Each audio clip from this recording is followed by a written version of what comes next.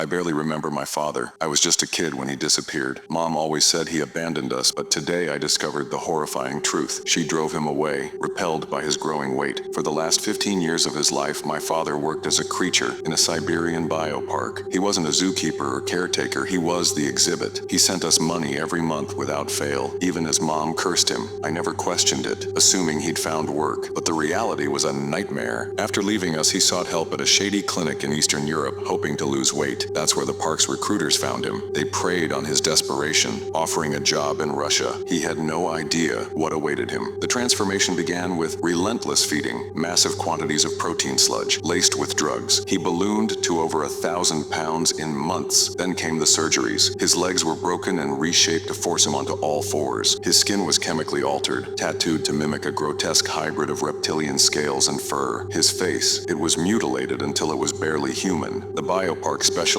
in living oddities, humans transformed into monsters. My father became the crawler, marketed as a mythical predator. Children laughed and pointed as he crawled through mud, too broken to roar or even stand. He endured 15 years of this hell. In his final days, too weak to move, handlers prodded him with electrified sticks. When he collapsed, they beat him to death with a spiked pole, the crowd cheering, thinking it was part of the act. They butchered his body and fed it to the other creatures, erased the last traces of his humanity. Now I've found the park's location. It's abandoned, rotting in the wilderness. I'm going there, not for answers. I already know them. I just need to see it to stand where he stood. Maybe I'll burn it to the ground, or maybe I'll just sit in the mud and mourn the man who gave everything for a family that never knew the truth.